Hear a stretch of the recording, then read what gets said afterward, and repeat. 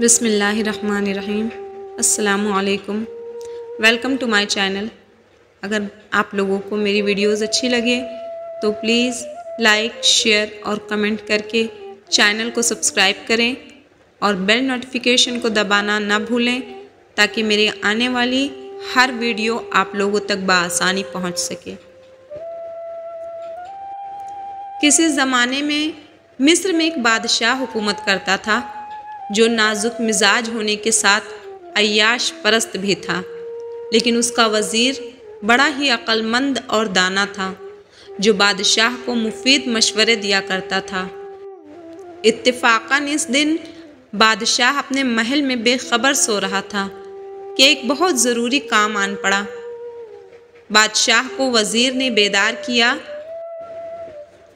और माजरत के साथ अभी बोलने ही लगा था कि बादशाह ने एक तमाचा उसके मुंह पे दे मारा।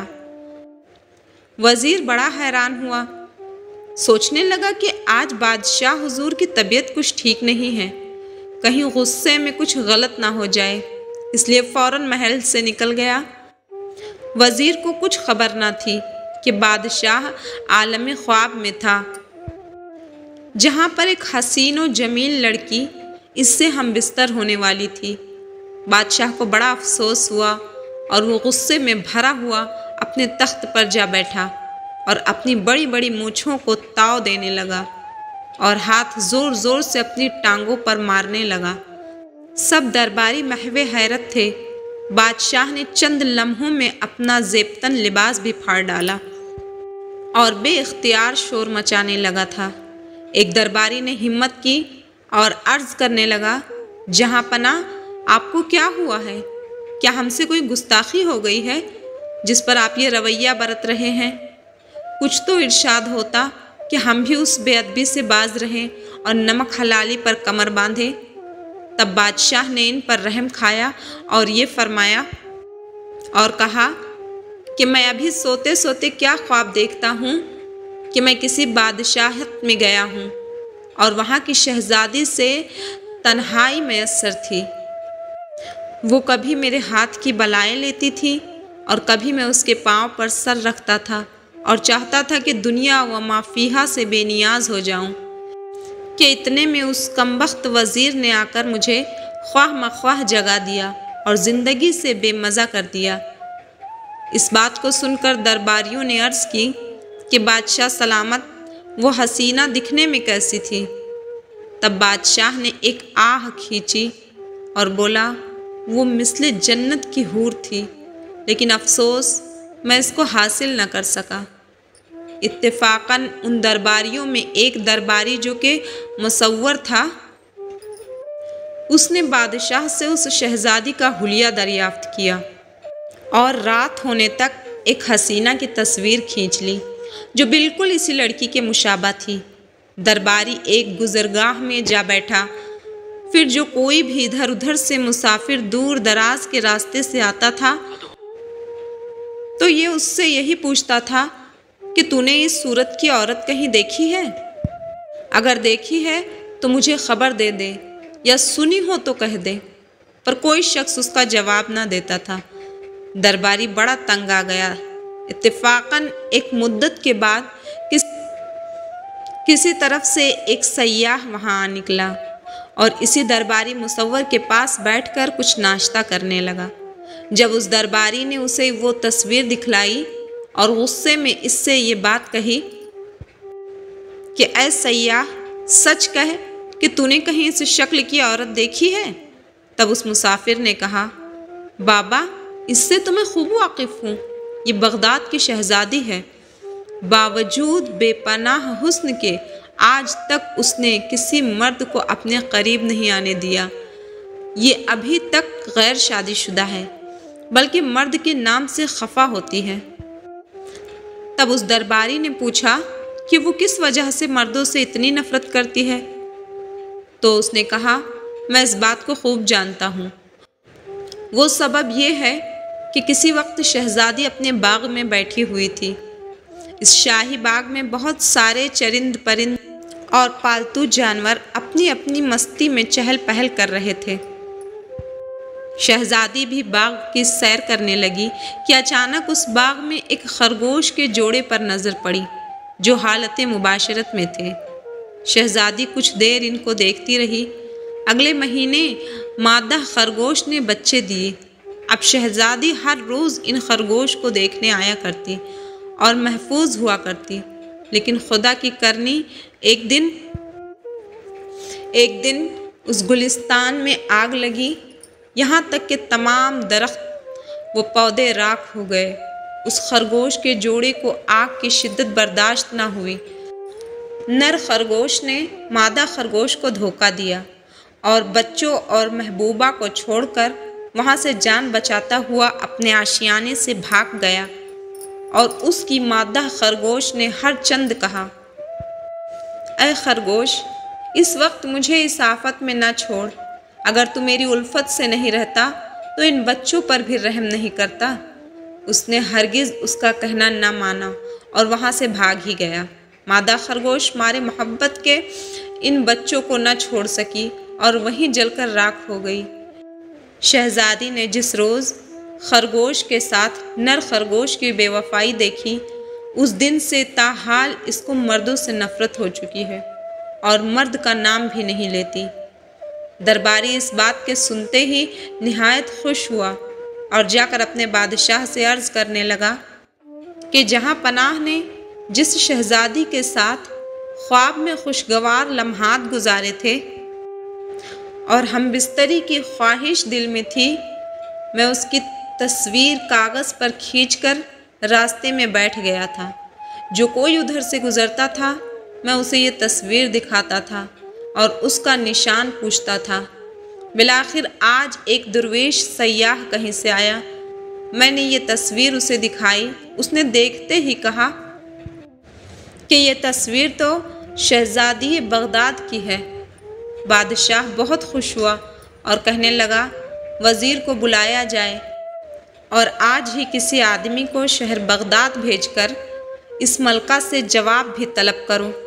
وزیر نے بادشاہ سلامت سے عرض کی، اگر حکم ہو تو میں جاؤں اور جہاں پناہ کی تصویر اسے دکھلاؤں، اور امید کرتا ہوں کہ جس طرح آپ اس کی شکل خواب میں دیکھ کر عاشق ہوئے ہیں، وہ بھی اسی طرح ظاہراً آپ کی تصویر دیکھ کر فریفتہ ہو جائے گی۔ بادشاہ کا وزیر بڑا عقل مند تھا۔ آخرکار وزیر حضور سے رخصت ہوا اور اس ملک میں پہنچا اور اپنے تئیں مصوروں میں مشہور ہو گیا۔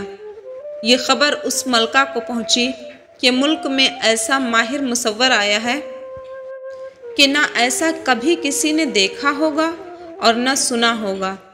تب شہزادی نے کہا کہ اس کو ہمارے پاس لے کر آؤ کہ وہ ہمارے محل میں کچھ نقش و نگار کرے اور جیسی تصویریں اس کا جی چاہے ویسی کھینچے۔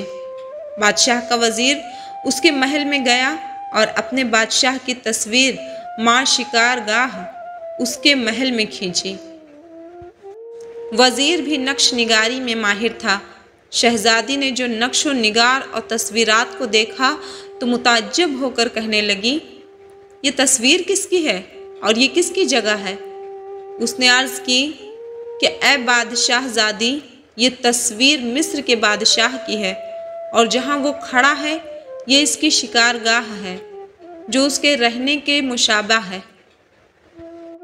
اور یہ جانور اور یہ مور بادشاہ کو ان سے بہت محبت تھی۔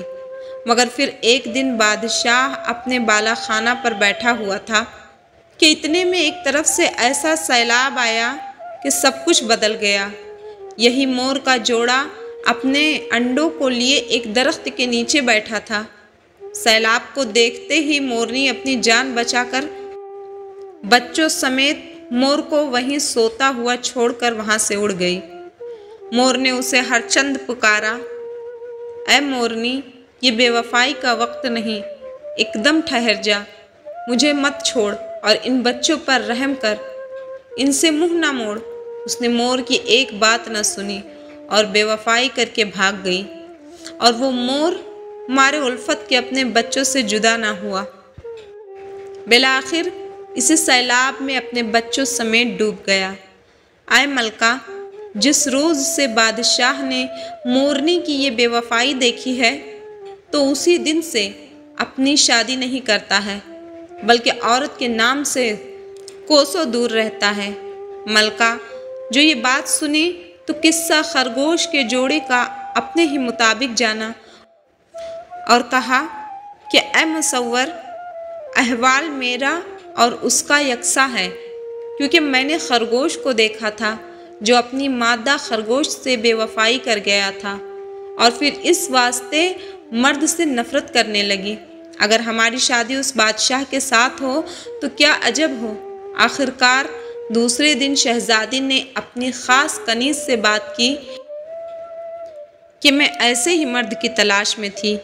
कनीज़ ने कहा, शहजादी साहिबा, आप पहले शहजादों का मसला हल हो जाने दें, फिर शहजादी का पैगाम भेजिएगा। शहजादी के बाप यानी बगदाद के बादशाह की वफ़ात के बाद बादशाह ने ख़जाने को चारों बेटों में तकसीम कर दिया और साथ में ये वसीयत कर दी, अगर इस मामले में कोई नज़ा वग़ैरह पैदा हो तो मेरे दोस्त अफ़ई से, जो नजरान का बादशाह है, फ़ैसला करवा लेना। चुनांचा इन चारों भाइयों का अपने वालिद की वफ़ात के बाद जायदाद की तकसीम में झगड़ा पैदा हो गया और ये चारों बादशाह नजरान से फ़ैसला करवाने के लिए चल पड़े। शहजादी इनका इंतज़ार करने लगी ताकि भाइयों की इजाज़त से शादी हो सके। इधर ये चारों शहजादे इतने ज़हीन थे कि दौरान सफ़र एक भाई की नज़र क़तआ ज़मीन पर पड़ी जहाँ से किसी जानवर ने घास चरी थी, तो इसने कहा कि जिस ऊँट ने यहाँ चरी वो काना है। दूसरा भाई कहने लगा, वो ऊँट लंगड़ा भी है।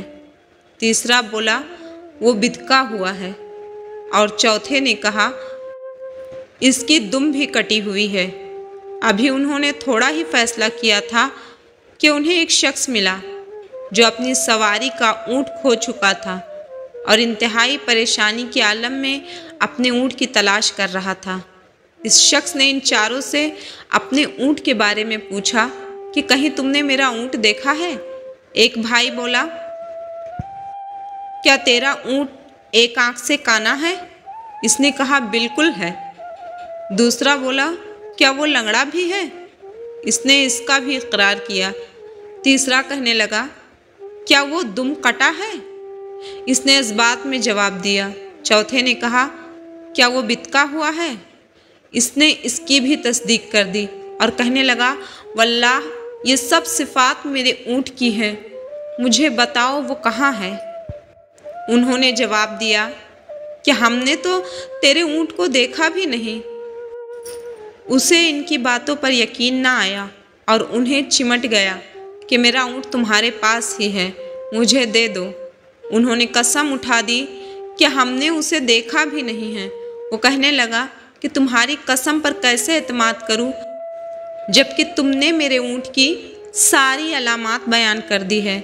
मैं तो बादशाह से तुम्हारी शिकायत करूंगा कि इन लोगों ने मेरा ऊँट कहीं छुपा रखा है।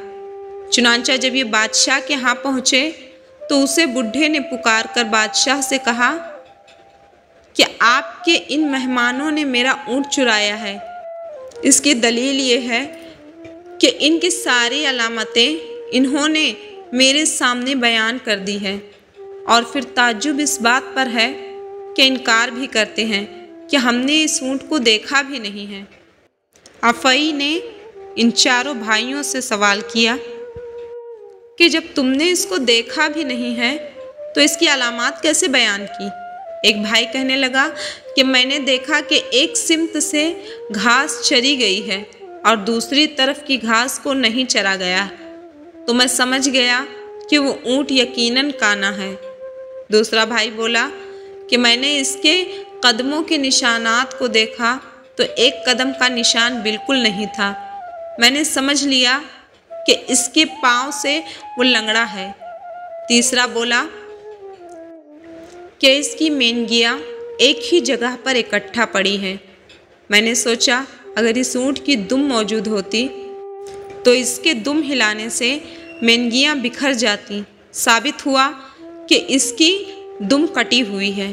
चौथे ने कहा, मैंने देखा कि ज़मीन का एक हिस्सा जहाँ घास खूब गंजान है वहाँ से कुछ घास खाएंगी और फिर दूसरी ऐसी जगह की घास खाएगी जो इससे ख़राब और बदतर जगह है और वहाँ घास भी कम है।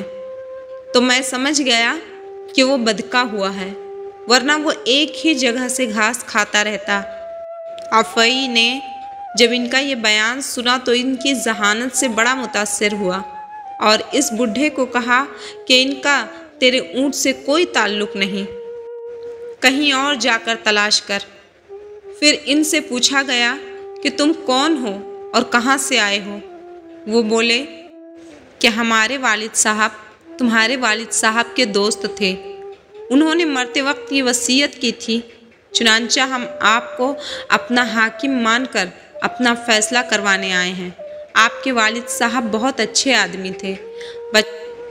बचपन में एक दफ़ा हम अपने वालिद के हमराह इनसे मिलने भी आए थे। वो कहने लगा कि तुम खुद इतने ज़की और ज़हीन हो, मैं तुम्हारा फ़ैसला किस तरह कर सकता हूँ। बहरहाल इसने इनकी रिहाइश और खाने का इंतज़ाम किया और एक ग़ुलाम इनकी खिदमत में लगा दिया। जब वो ताम व शराब से फारिग हुए तो एक भाई कहने लगा कि आज तक मैंने ऐसी उम्दा शराब नहीं देखी, काश ये कब्र पर लगे हुए अंगूर से न बनाई जाती। दूसरा बोला कि गोश्त बड़ा आला पका हुआ है, काश के बकरी को कुतिया का दूध न पिलाया जाता जिसका ये गोश्त है। तीसरा कहने लगा, रोटी तो इंतहाई अच्छी पकी हुई है, मगर काश कि आटा एक हायजा से न गुंदवाया जाता।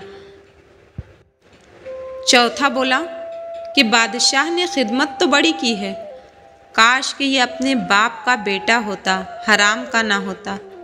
इनकी ये सारी गुफ्तगू बादशाह के ग़ुलाम ने बग़ौर सुनी और बड़ा हैरान हुआ और बादशाह को जाकर बताया कि इन्होंने ऐसी गुफ्तगू की है। बादशाह ने फ़ौरन हुक्म दिया कि चारों भाइयों को क़ैद में डाल दिया जाए और जब तक इनकी बातों की तस्दीक नहीं हो जाती इनको रिहाई नहीं मिलेगी।